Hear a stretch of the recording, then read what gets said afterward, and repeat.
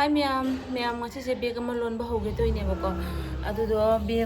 bag se bag loan ba mari do leitara na hangai dum le reine bako adu mari do ina order to gi bane ba adu do lae adu yellow color ne ba janu pin loina cover pun mak loina lo thok na le rame yellow color ne ba adu do akhoi na mana bag ama lo loina ha ba do mana ha ba machu do phang de bako asi yellow color se tare khak lo tare khang ne baino order to se yellow color se asi se tare siga lupa chamnga khitang khak jau de bako chamnga khitang khak jau de tare siga adu do hojiki akhona mana haba masu du de ani khak phang ne ba ani khak tu ga lupa sani ga kuntha ra ni pu du maina oye bako mama ho ho nam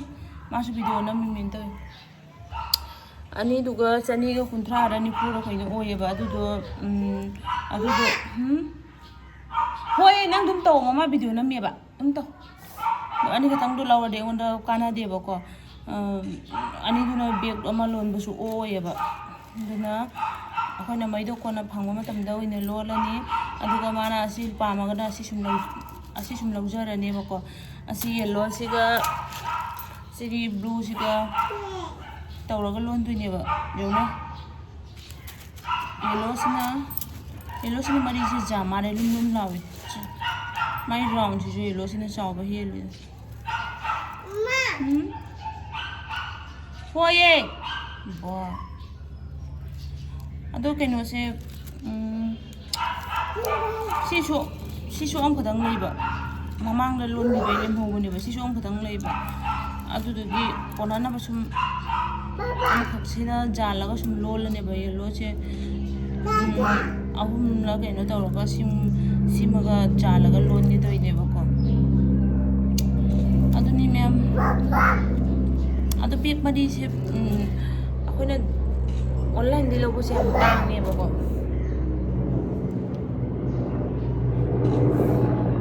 airplane se mukan pai ni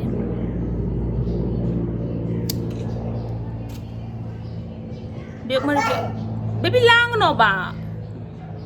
bag mari se online di logo se am tang ne ba ko ado ai se mamang do lolam mane ba do ka kui de lon da ba tan na lon da ngai tok tho ba wari ba khwa se ga doi matam mang se ga tal la bai na ta kam honda lon ge to ni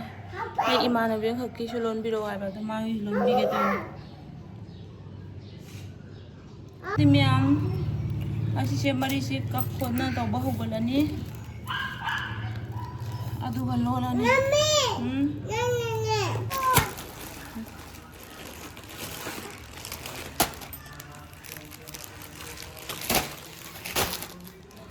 siga si machu siga jala ga oina lolani phadi bhajani da machu atai leitre ba ngonda akhona mana haiba machu do khangde tawrisa tumak chandi mai ni ha tumak chandi tawro dance tawro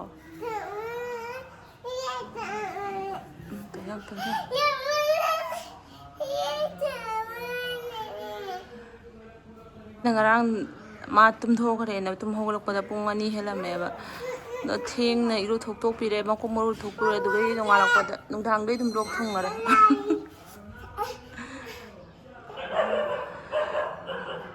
ma pada hidak tap ki se bu bai le hela kanu e baby papa ta hidak le hello hai sira le ro hai sira kwa na lok thung aba thung ya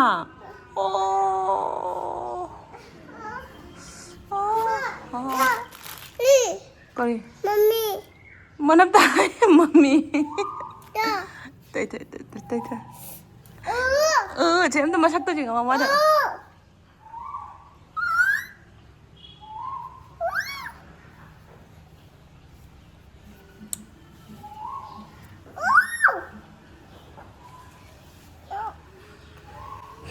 Ado ma'am loan ba hawrage asi bag loan bay video di mathangi blog to adum thangalage ꯑꯁꯤ ꯕꯦꯒꯁꯤ ꯂꯣꯟꯕꯒ video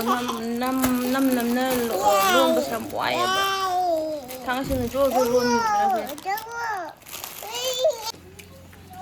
ꯇꯧꯔꯤꯁꯦ ꯑꯅꯤꯁꯦ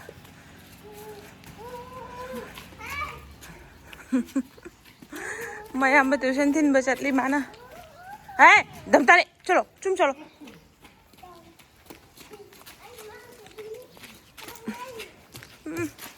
करी गाड़ी लाई है लाते चलो चलो लाते गाड़ी में लाखो बदो मपानी सेंसे लेप लेनी माना लाते नहीं गाड़ी आइबा ले हौरो नंग दादा सो अखोय चले नंग ले हौरो चले बाय बाय बाय ला गाड़ी लाइए ना नंग लम्बे चलो रोइद्रो ना आइमा गाड़ी लाते लाओ ने मा तो जो गाड़ी लाइए ना लाओ याद रहे लाओ आएगा आइमा सुकारी में हानो मातो इशुबो हस तो पंगा ले हौरो चो तो माले जाओ नि चो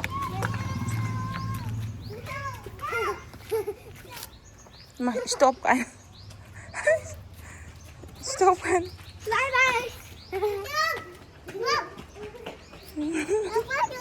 Baba tu ya. Gari na kani sonda jong. Lambi samba to jong na ko.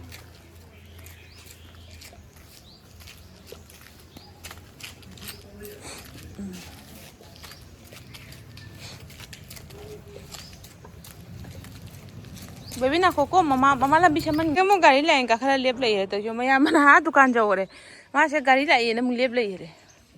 अंग पनु पीनी है वो गाड़ी लागते ला ओनिया न चापो सारो यार अच्छा गाड़ी लाई है मा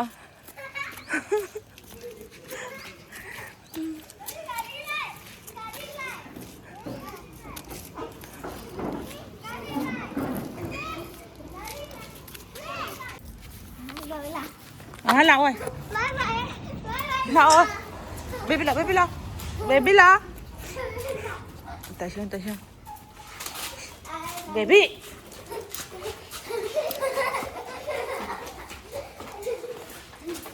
ला दादा संजय हनी ला अखोय वाई लो बाय बाय तो दादा बाय बाय तो रो बाय चापो चालो है रबा लो है हाय मको चुका ना चिचा मैम गुड मॉर्निंग मैम अखोय हजी हौगले बको बेबी गई गतनी हौगले से अखोय तो तो गा पापा गा दी तुममी बा अदो हजी अयुक्ति केनो तौरनी कुकर दे चा कामझल ले बको कुकर दे चा कामझल ले दुगा ngarang ina thongबले हंगरे बको अदुगो नि बखलनी अखोय कुकर से काम खटलगा इंधा ददी जागे लो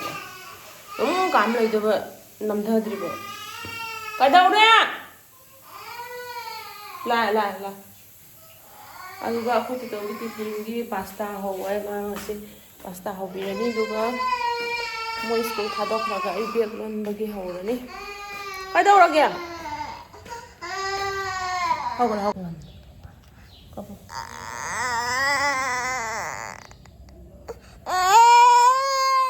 पास्ता फोले चुगा yang api kasih man dogal thong dogal ni au do pi ni mai tiffin tha pi na ba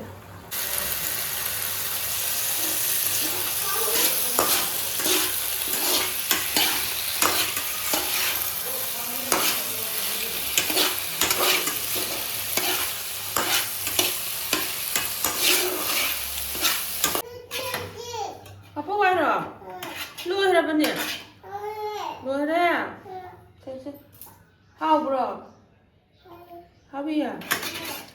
Pasta how bro है इच्छा न पाई टिफिन हापी लगे करी दा हाउ दे बकंग दे कई भाप तो भी पूरा सिंपल दा हाउ रे सॉस कर हपचल लगा सना ओ सना मयाम हापुरा खितंग हापुरा जाम ना हापुरो लिख ना हापुरो टिफिन दा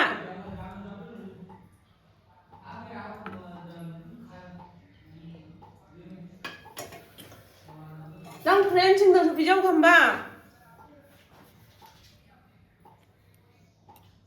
नंgai होबददि चादेबा मा इदा हुजे पास्ता हो वना कन हाइदि मोय ममान मोय फ्रेंड्ससिंग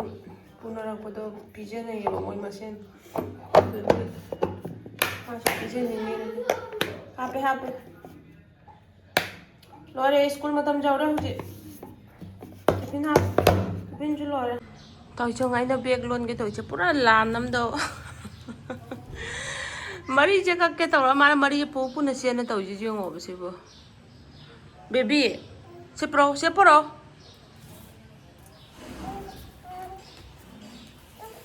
तोइया तौली लासी जेंगो बसिबो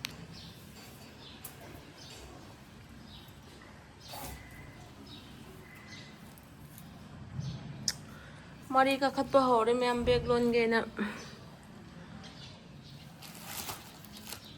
था मनी न संग दुजी से बैग लोन बसी अंगांग सिगा तौ तौना हदक्ति जांगुई चांगहलरोइदा फट फट फट कथत लगा लोन बहुगलनी थैंक यू बाय बाय अदो मैम वीडियो से ngasi की स्वाइसम लसलसे आई अतै नमंग मरोयबको फट फट कथत लगे मरी से दुगा लोन बहुगलनी अदुगा बैग लोन मरी वीडियो दुना मथंगी कनो दोइना हापाजे